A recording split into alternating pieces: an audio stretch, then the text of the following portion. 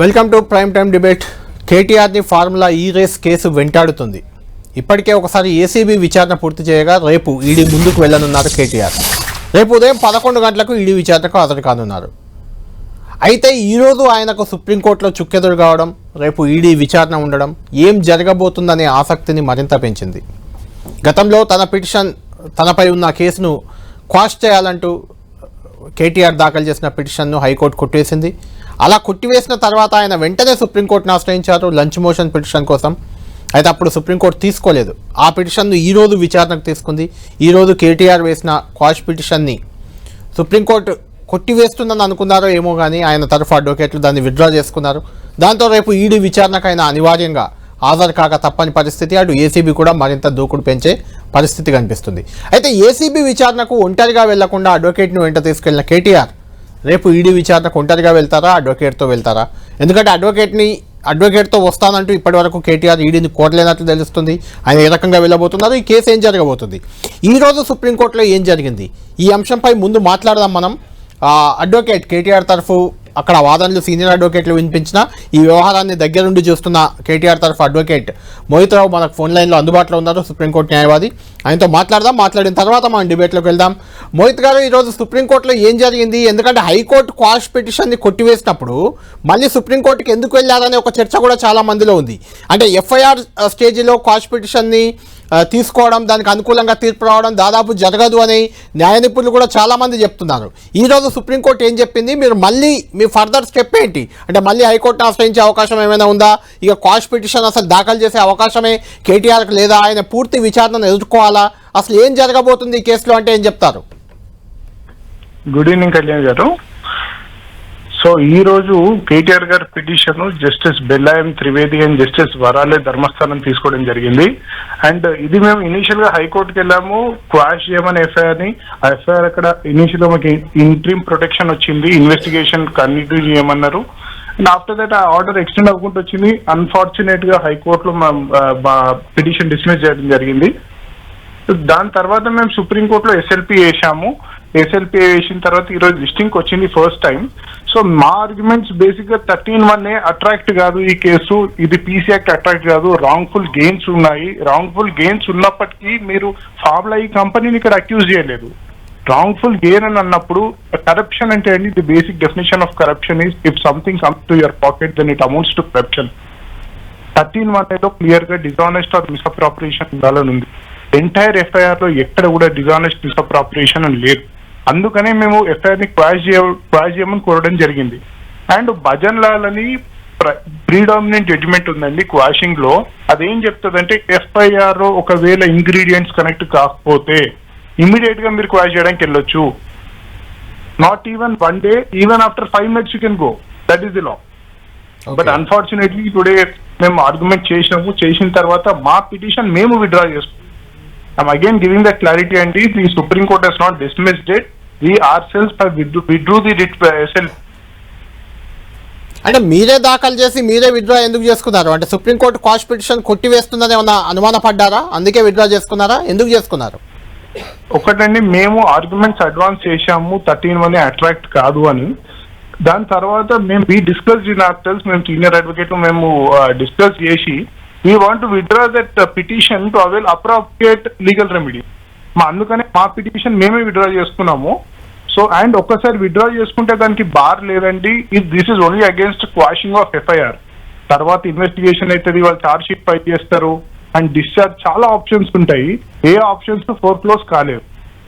అంటే మోహిత్ గారు, ఇక్కడ నెక్స్ట్ కేసు ఏం జరగబోతుంది? ఈడీ, సిబిఐ, ఏసీబీ రెండు విచారణ జరుపుతుంది. అంటే రెండింటి విచారణలో ఏసీబీకి ఆల్రెడీ హాజరయ్యారు, రేపు ఈడీ విచారణకు హాజరు కాబోతున్నారు కేటీఆర్. అంటే తర్వాత న్యాయ పోరాటంలో ఇందులో మీకు ఫర్దర్ స్టెప్ ఉందా ఇంకా? లేదంటే విచారణకు హాజరై విచారణలో వచ్చే అంశాల బేస్డ్గా న్యాయస్థానాలు ఆశ్రయిస్తారా? నెక్స్ట్ స్టెప్ ఏంటి మీది న్యాయపరంగా? ఇప్పుడు మేము లాస్ట్ టైం పిలిచారు, ఏసీబీ కేటీఆర్ గారు వెళ్ళడం జరిగింది. వెళ్ళిన తర్వాత వాళ్ళు క్వశ్చన్స్ అడిగారు, అన్నిటికీ సమాధానం చెప్పారు. నెక్స్ట్ టైం ఎప్పుడు పిలుస్తారో కూడా వస్తానని చెప్పడం జరిగింది.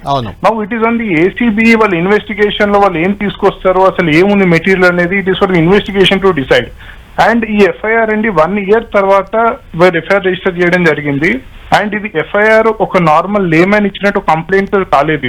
ఇది ఒక 2 months తర్వాత ఎంక్వైరీ తర్వాత వచ్చింది. And it is also filed by a responsible IAS officer. అంత ఇన్వెస్టిగేషన్ చేసిన తర్వాత శాంక్షన్ అన్ని ఉన్నప్పటికీ the FIR doesn't make out a case. But supreme court just ఈ రోజు విన్నదే ఆర్గ్యుమెంట్స్ ఇన్వెస్టిగేషన్ కంటిన్యూ అవ్వాలి అన్న ఉద్దేశం అక్కడ కనబడ్డది. కానీ అసలు కేసు అంతా కరెక్ట్ కేసు, దీంట్లో ఎక్కడ రాంగ్ పార్ట్ లేదు అన్న సర్టిఫికేట్ మాత్రం ఏ కోర్టు ఇవ్వలేదు. కాబట్టి నెక్స్ట్ స్టెప్ ఏంటండి? మీరు న్యాయపరంగా, న్యాయ నిపుణుల పరంగా మీరు నెక్స్ట్ ఏం చేయబోతున్నారు ఈ కేసులో? మాకు ఇప్పుడు మేము ఫర్దర్ గా డిస్కస్ చేయాలండి. డిస్కస్ చేసి ఇన్వెస్టిగేషన్ కి కేటీఆర్ గారు హాజరయ్యి వాళ్ళ ఇన్వెస్టిగేషన్ లో అడిగే క్వశ్చన్స్ మీద మా నెక్స్ట్ స్టెప్ డిపెండ్ అయ్యి ఉంటుంది. రైట్, థ్యాంక్ యూ మోహిత్ గారు. మొత్తానికి న్యాయపరంగా మాత్రం కేసు క్వాష్ పిటిషన్ని తామే విత్డ్రా చేసుకున్నామని మోహిత్ గారు చెప్తున్నారు. క్వాష్ పిటిషన్ని సుప్రీంకోర్టు కొట్టివేయలేదనేది ఆయన ఆర్గ్యుమెంట్గా కనిపిస్తుంది. అయినప్పటికీ ఆర్గ్యుమెంట్ల సందర్భంగా వచ్చిన ఫీడ్బ్యాక్ని బట్టి అది ఎలాగూ కొట్టివేస్తారనే భావంతోనే వెనుకకు పోయినట్టు మనకు కనిపిస్తుంది. ఇదే అంశంపై చర్చిద్దాం. మనతో పాటు జాయిన్ అవుతున్నారు బీఆర్ఎస్ పార్టీ నుంచి ఆ పార్టీ కీలక నేత కిషన్ గారు, అదేవిధంగా కాంగ్రెస్ పార్టీ నుంచి కూడా మేడిపల్లి సత్యం చొప్పదండి ఎమ్మెల్యే మనకు లైవ్లో అందుబాటులోకి వస్తారు. ముందు కిషన్ గారితో మాట్లాడదాం. కిషన్ గారు, మోహిత్ రావు గారు చెప్పారు మేమే తీసుకుందాం వెనుకకి, క్వాష్ పిటిషన్ కొట్టివేయలేదు సుప్రీంకోర్టు అని చెప్పారు. పిటిషన్ వేసిందే మీరే వెనుకకు తీసుకున్నారంటే ఆటోమేటిక్గా కొట్టివేయడానికి అవకాశాలు అలా కనిపించే తీసుకొని ఉంటారు. ఒకటి. రెండోది, రేపు ఈడీ విచారణ ఉంది. ఈడీ విచారణ కేటీఆర్ హాజరవుతారని ప్రకటించారు. 11 గంటలకు వెళ్తున్నారు. గతంలో అడ్వకేట్ను వెంట తీసుకెళ్లారు ఒక హైడ్రామా ఏసీబీ ఆఫీస్ దగ్గర, వాళ్ళు అలౌ చేయలేదు. ఇప్పుడు ఈడీ దగ్గర కూడా వాళ్ళ అడ్వకేట్ను తీసుకొని వెళ్తారా లేదా అనేది ఒక క్లారిటీ అయితే లేదు. ఏం చేయబోతున్నారు కేటీఆర్ రేపు? ఒకటి, కళ్యాణ్ గారు మీరు గమనిస్తే ఏసీబీ వాళ్ళు ఆ రోజు అంటే పోలీస్ డిపార్ట్మెంట్, కాంగ్రెస్ ప్రభుత్వం తరఫున పోలీస్ డిపార్ట్మెంట్ వాళ్ళు ఆ రోజు న్యాయవాదులను మేము పంపించాము అని ఆ రోజు చెప్పారు. అక్కడ ఆపేయడం జరిగింది. హైడ్రామా వాళ్ళు చేసారు. అసలు నిజంగా కూడా న్యాయవాదిని లోపల అలౌ చేసి ఉంటే పెద్ద అంత సీన్ కూడా ఏమి ఉండకపోయేది. కోర్టు ఏం చెప్పింది? అలౌ చేసింది. తర్వాత మేము కూడా కోఆపరేట్ చేసినాం. మేము చాలా స్పష్టంగా ఏసీబీకి వెళ్ళినాము. మేమేమి రాహుల్ గాంధీ గారి లాగా ఈడీ ఆఫీస్కి వెళ్ళేటప్పుడు 10,000 మందిని దేశవ్యాప్తంగా ఉన్న కాంగ్రెస్ నాయకులను అందరినీ పిలిపించుకొని మేము వెళ్ళలేదు. సాదాసీదాగా మేము పోయినాము. తర్వాత రిటర్న్ వచ్చేసినాం, కోఆపరేట్ చేసినాం.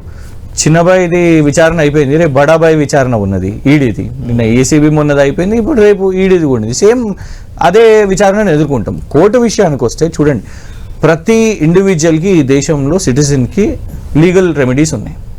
రాహుల్ గాంధీ గారికి ఒక చట్టం, కేటీఆర్ గారికి ఇంకొక చట్టం అనేది లేదు. ఇలా మమ్మల్ని అడిగేవారు. ఎందుకంటే మేమేమంటున్నామంటే క్వాష్ వాజ్ అన్ అటెంప్ట్. ఎందుకు మా అటెంప్ట్ ఏంటి? మేము యాంటిసిపేటరీ బెయిల్ తీసుకోవాలని కాదు, మేమేం తప్పించుకోవాలని కాదు. మా మీద వీళ్ళు కాంగ్రెస్ ప్రభుత్వం ఏమని బురద జల్లింది, భయపడి విదేశాలకు పారిపోతాడు అని అన్నారా లేదా?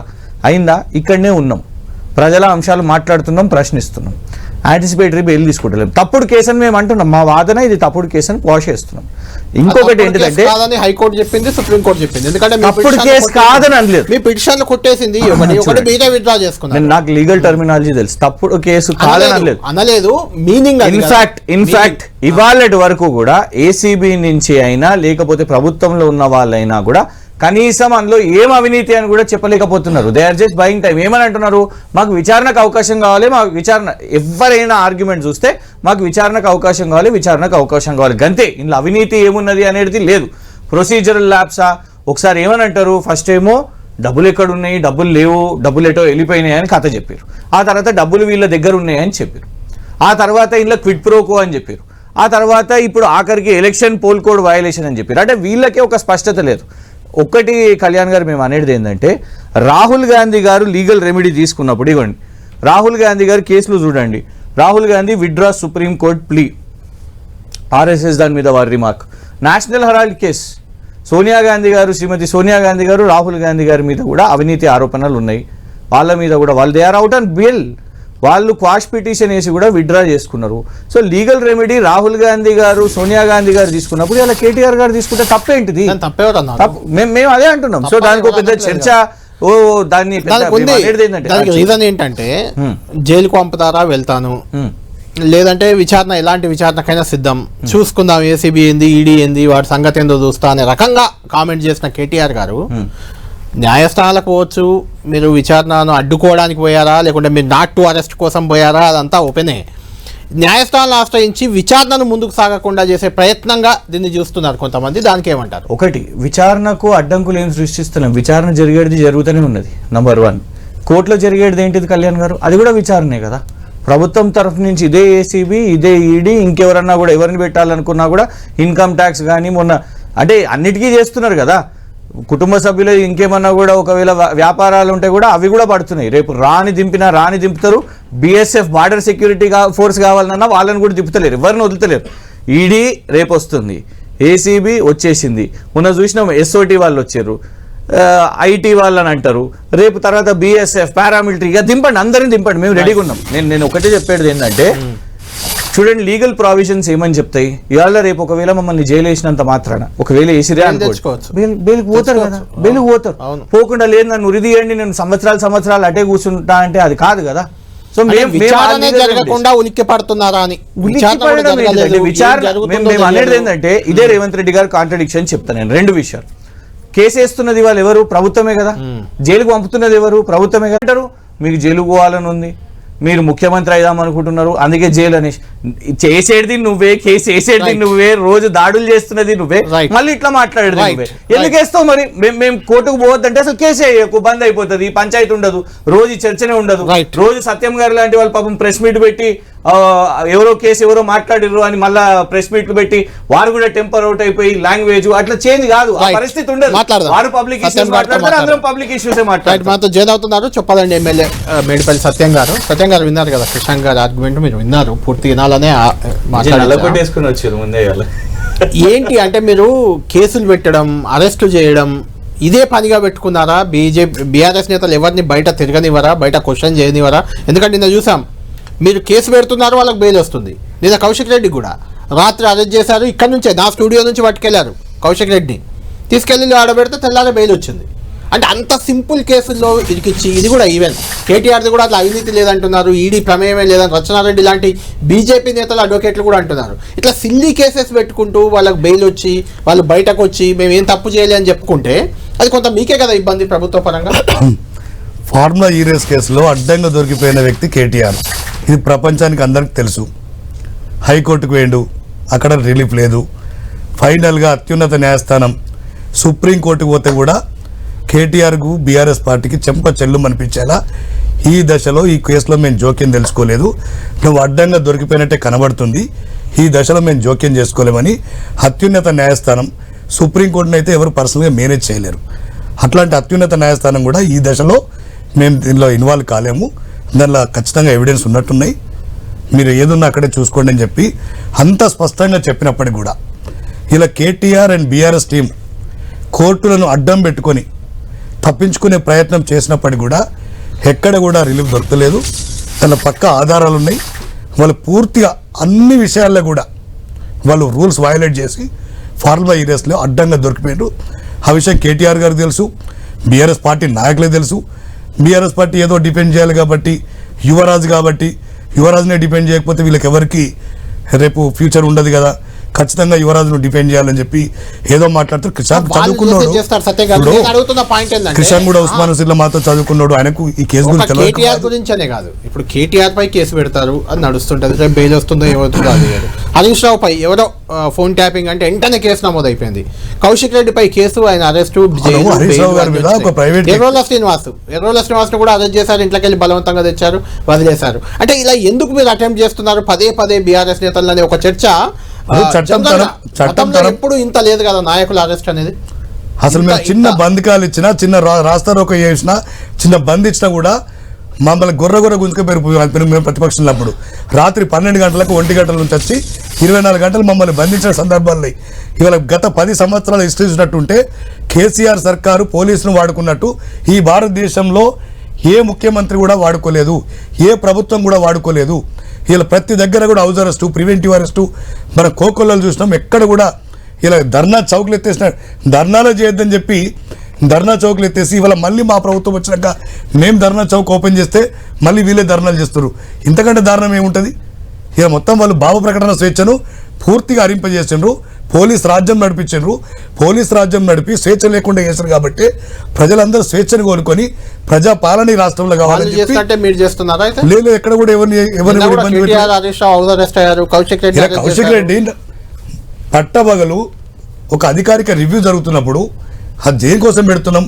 26 జనవరి నుంచి మా ప్రభుత్వం అందించబోయే రేషన్ కార్డులు కావచ్చు, ఆత్మీయ భరోసాలు కావచ్చు, ఇంకా ఇతరత్ర కార్యక్రమాల మీద ఒక అఫీషియల్ మీటింగ్, అది పార్టీలకు అతీతంగా జరిగినటువంటి మీటింగ్. అలా బీఆర్ఎస్ వాళ్ళు వచ్చిండ్రు, కాంగ్రెస్ వాళ్ళు వచ్చిండ్రు. నిజంగా బీఆర్ఎస్ మీటింగ్ అయితే మేము కాంగ్రెస్ వాళ్ళు మేము కూడా పోకపోయినాం. కాంగ్రెస్ మీటింగ్ అయితే బీఆర్ఎస్ వాళ్ళు కూడా వచ్చే పరిస్థితి ఉండదు. ఇవాళ ఎమ్మెల్యేలు, ఎమ్మెల్సీలు, ఎంపీలు అధికారికంగా ప్రభుత్వ కార్యక్రమాల మీద, ప్రభుత్వ పథకాల మీద రివ్యూ జరుగుతున్న మీటింగ్లో ఒక అచ్చొచ్చిన ఆంబోతుల, ఒక సైకో మాదిరిగా మొత్తం దాన్ని డిస్టర్బ్ చేసి ఇలా ప్రభుత్వం ఇచ్చే సంక్షేమ పథకాలు ప్రజలకు అందకుండా చేయాలని చెప్పి ఏకైక దురుద్దేశంతో కౌశిక్ రెడ్డి ఆ రోజు ప్రోగ్రాంను అడ్డుకునే ప్రయత్నం చేసిండు. దాంట్లో భాగంగా అక్కడ ఆర్డీఓ గారు, అక్కడ ఉన్నటువంటి అధికారులు, సంజయ్ గారు, వారి పిఏ ఇచ్చిన కంప్లైంట్ ఆధారంగా ఆయన అరెస్ట్ చేస్తుండొచ్చు. తర్వాత చట్ట ప్రకారం జరుగుతుంది, ఎట్లాంటి కక్ష సాధింపు లేదు, ఉండదు కూడా భవిష్యత్తు. రైట్. కృష్ణ గారు, మీకు ఎందుకు ఇది కక్ష సాధింపులా ఎందుకు కనిపిస్తుంది?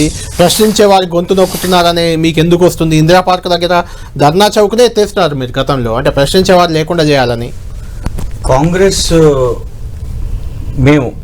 మేము ప్రభుత్వంలో ఉన్నప్పుడు వాళ్ళు ప్రతిపక్షంలో ఉన్నారు కదా. ఉత్తమ్ కుమార్ రెడ్డి గారి మీద ఏదైనా కేసు అయిందా? బట్టి విక్రమార్క గారి మీద ఏదైనా కేసు అయిందా? షబీర్ అలీ గారి మీద అయిందా? రేవంత్ రెడ్డి గారు అప్పుడు కాంగ్రెస్ నాయకుడు కాదు కదా. రేవంత్ రెడ్డి గారు టీడీపీ నాయకుడు కదా. ఒక డ్రోన్ కేసులో 41 నోటీస్ ఇవ్వాల్సిన కేసును పోలీస్ స్టేషన్ లో 41 ఇవ్వాల్సినటువంటి కేసులో నెల రోజులు జైల్లో పెట్టి ఇలా రాక్షస ఆనందం పొందినారా టీఆర్ఎస్ పార్టీ. రైట్. కృష్ణ గారు, ఇక అంతకంటే సిగ్గేముంటుంది? మీరు చేసిందే వాళ్ళు చేస్తున్నారు. చిన్న చిన్న ఫంక్షన్స్ లలో అక్కడిక్కడ డ్రోన్లు దానికి సంబంధించి కేసులు అవుతాయి. కానీ నోటీస్ ఇవ్వాల్సిన కేసులో కూడా మీరు జడ్జిలను ఆబ్సెంట్ చేయించి బెయిల్ రాకుండా చేసి అనేక ఇబ్బందులు పెట్టారు కదా. రైట్. కృష్ణ గారు, అంటే మేము ఎందుకు కాంగ్రెస్ వాళ్ళని మాట్లాడిస్తున్నాం తెలుసా? ప్రజలు చూస్తున్నారు, ప్రజల నిర్ణేతలు. పర్సనల్గా నేను మీ బెడ్రూమ్లో డ్రోన్ నడిపిస్తానండి, మీ ఇంట్లో నడిపిస్తాను, మీరు అలౌ చేస్తారా చెప్పండి. ప్రేక్షకులు ఆలోచించుకోవాలి. అది కేసు కాదు అని అంటే ఎట్లా చెప్పండి? అందులో కక్ష ఏం లేదు. నువ్వు చేసిన చేస్టర్ ఏంటి? నేను చదువుకున్నవాడిని కాబట్టి, నేను ఒక డాక్టరేట్ని కాబట్టి, వారు ఒక డాక్టరేట్ కాబట్టి నేను ఆ పదాలు వాడలేను. సైకో, సాడిస్ట్ అని నేను వాడలేను. ఎందుకంటే ఇవాళ ఒక సాడిస్ట్ ప్లెజర్. నేను 10 రోజులు జైలుకు పోయింది, చెయ్యని తప్పుకు 10 రోజులు జైలు. ఇవాళ చూస్తున్నాం వారు అదే క్యాంపస్ నుంచి చదువుకున్న వాళ్ళు ఎట్లా కేసులు వేస్తున్నారో అనవసరంగా పండుగ టైంలో. నేను అనేది ఏంటంటే media is the only protection in the system. ఇవాళ ఈ మీడియా ఛానల్ నుంచి బయటికి వెళ్తామా అంటే పోలీసు వాళ్ళు అక్కడ ఎత్తుకపోతారా అనే పరిస్థితి వచ్చింది అని అంటే దీనికంటే దారుణం ఏం చెప్పండి? స్టూడియోస్లోకి వెళ్ళి రేపు ఇదే వస్తుందిగా, మనం స్టూడియోలో కూర్చుంటే లోపలికి వెళ్ళి తీసుకొని పోయే, నాకు అట్లాంటి ఉదాహరణ చెప్పండి. ఒక న్యూస్ ఛానల్ బయట మీరు పిక్ చేసుకొని పోవడము నాకు పాత ఉదాహరణ చెప్పండి. లేదు, కాంగ్రెస్ పార్టీ ఒక్క నాయకుని మీద మీరు ధర్నా చేసినాం, అది రెగ్యులర్ దేశవ్యాప్తంగా. సాటర్డే సండే కాగానే ఒక నిమిషం నన్ను మొత్తం కంప్లీట్ చేయండి. వారు చాలా మాట్లాడారు. ఒక సినీ నటుడిని వదలం, ఎవరిని వదలం, వీకెండ్ మెయిన్ కాదు అనేది. గౌరవ జడ్జి గారు హైకోర్టులో ఏమని చెప్పారు, ఏమని కమెంట్ చేశారు రంగనాథ్ గారిని? ఏదైనా మీకు సాటర్డే సండేనే దొరుకుతున్నాయా ఇల్లు కూల్చేయడానికి? ఇదే రోజు మీరు బుల్డోజర్ని నడిపిస్తున్నారా అని వాళ్ళు ఎవరు మాట్లాడుతున్నారు? గౌరవ కోర్టు మాట్లాడుతున్నది. నంబర్ 1, మీరెత్తిన ఈ కేసులోనే మీరు 2 కాంట్రడిక్షన్స్ మాట్లాడుతున్నారు. మీరు మాట్లాడినప్పుడు నేను పూర్తిగా విన్నాను. ఏమని అన్నారు మీరు? ఫస్ట్ కోర్టుని మేనేజ్ చేయలేము అని మీరే చెప్తారు, కోర్టును అడ్డం పెట్టుకొని అని మీరే చెప్తారు. ఈ రెండు లైన్స్ కలుస్తాయా? కోర్టును మేనేజ్ చేయలేమని మీరు చెప్తున్నారు. అదే కోర్టు నుంచి మేము పోయినాం ఇవాళ వరకు. ఎందుకు? రాహుల్ గాంధీ గారు no arrest in National Herald అవినీతి కేసులో నో అరెస్ట్ ఇచ్చింది ఏది? కోర్టే ఇచ్చింది కదా. ఇలా మేము అదే కోర్టును అప్రోచ్ అవుతున్నాం. ఇవాళ మమ్మల్ని లాయర్ తీసుకొని పోవచ్చు, మీరు వద్దు లాయర్ని తేవద్దు, వకీల్ని తేవద్దు అని అంటే లాయర్ని తీసుకోపోవచ్చు అని చెప్పింది ఎవరు? అదే కోర్టు. ఆ కోర్టును మీరు తప్పు పడుతున్నారా? కోర్టుకు పోవడంలో తప్పేంటిది?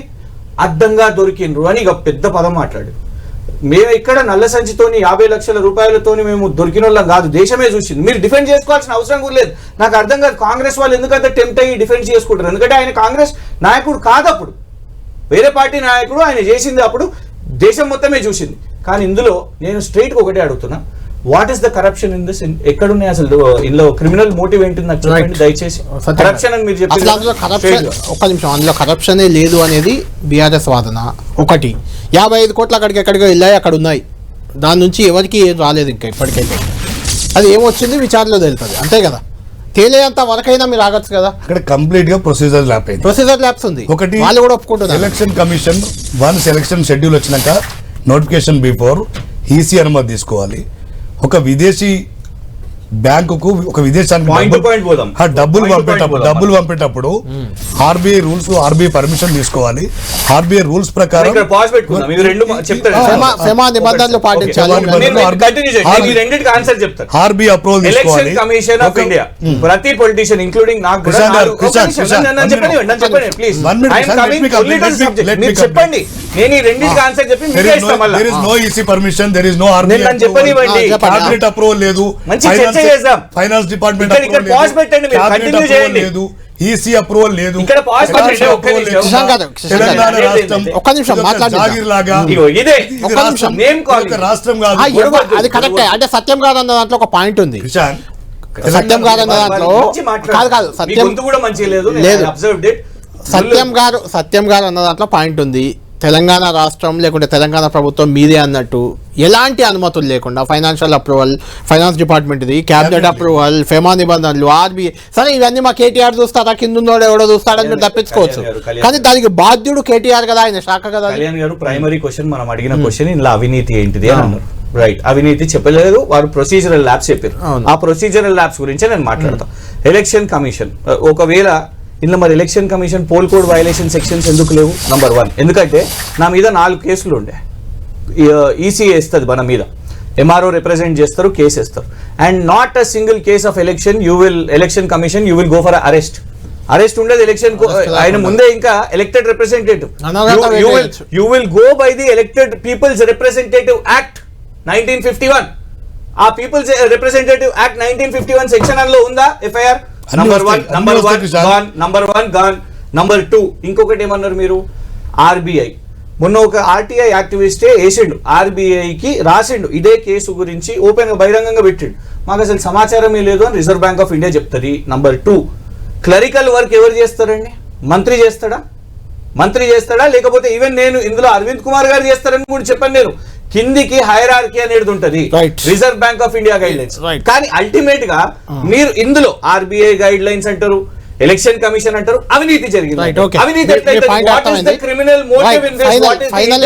సత్యం గారు వాళ్ళు చెప్తున్న వాదన ఏంటంటే అది ఏం జరిగినా కింద ఎక్కడైనా ప్రొసీజర్ ల్యాబ్స్ ఉంటది కానీ అందులో అవినీతే లేదు, ఈడీ కూడా సంబంధం లేదు కేటీఆర్ కనే చెప్తున్నారు. మీరేమనుకుంటున్నారు? ఈ కేసులో కేటీఆర్ తప్పు చేశారని మీరు బలంగా నమ్ముతున్నారు కాబట్టి అవినీతి ఏం జరగబోతుంది ఈ కేసులో? అవినీతి ఉంది, అవినీతి లేదు అని మనం చెప్పడానికి మనం ఇక్కడ ఏసీబీ కాదు, ఏజెన్సీ కాదు. మీరు అడ్డంగా దొరికిండ్రు ఏసీబీ ఏసీబీ అనే ఏజెన్సీ ఎంక్వైరీ చేస్తుంది. కేటీఆర్ గారికి ఇప్పటికే గతంలో నోటీసులు ఇచ్చిండ్రు, రేపు మళ్ళీ ఈడీ దగ్గరికి పోతుండ్రు, ఏసీబీ మళ్ళీ నోటీసులు ఇస్తుంది. అప్పుడు వాళ్ళు అవినీతి చేసిండ్రా లేదని చెప్తారు. అది ఖచ్చితంగా అది ఉంది కాబట్టే అటు ఈడీఎన్ నోటీసులు ఇస్తుంది, ఏసీబీ నోటీసులు ఇస్తుంది. అలా అవినీతి జరిగింది కాబట్టే మీరు కోర్టులకు పోయినరు, హైకోర్టుకు పోయినరు, సుప్రీం కోర్టుకు పోయినరు. అవినీతి చేసిన అది ఏమున్నా సత్యం గారు అది ఏమున్నా కిషాన్ గారు ఏసీబీ ఈడీ విచారణ తర్వాత న్యాయస్థానాలు ఇచ్చే జడ్జిమెంట్ల ఆధారంగానే అందులో ఏం జరిగింది ఏంది అనేది తెలబోతుంది. అప్పటిదాకా మనం వేచి చూద్దాం. అప్పటిదాకా పండుగలను ఖరాబ్ చేయకండి. పండుగ రోజు ఇట్లాంటి పంచాయతీ దయచేసి రేవంత్ రెడ్డి గారి ప్రభుత్వానికి శోభించదు. మీకు పాలన వచ్చే సమయం వచ్చింది. సుప్రీంకోర్టు ఇచ్చిన దానికి రేవంత్ రెడ్డి ప్రభుత్వానికి సంబంధం డిస్కస్ చేస్తుంది. మీరు విత్డ్రా చేసుకున్నారు దాని మీద. Cases the clear example for that. ఇంకొక ఇంట్రెస్ట్